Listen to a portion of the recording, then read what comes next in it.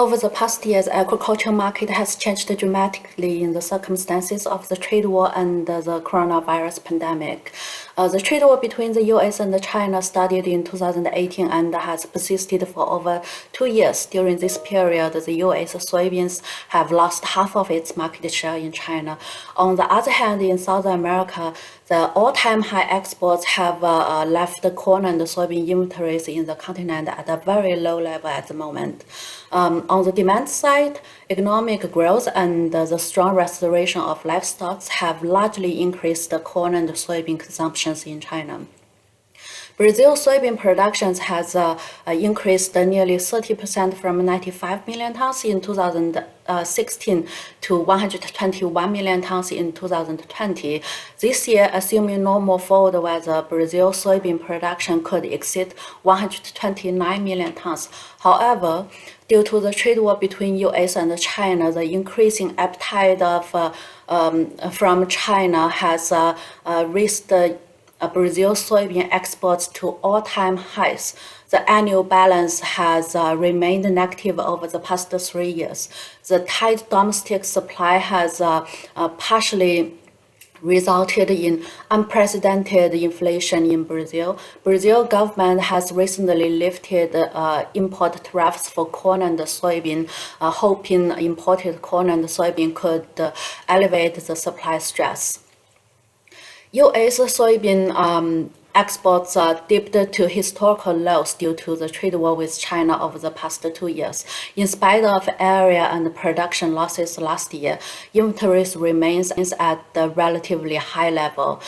This year, depletion of Brazil soybean inventory and increasing demands from China have resulted in record high exports since September.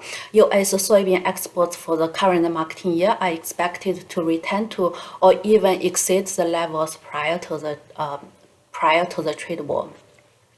As the dominant soybean importer, the economic growth and rebuilding livestock have largely increased soybean demands in China. China's soybean imports will likely exceed 100 million tons this year compared to 81 million tons for last year. Over 70% of them are from South America, but imports from the US have picked up strongly since October. Considering increasing feed demand and tight corn supply in China, China's soybean imports may remain strong over the next year.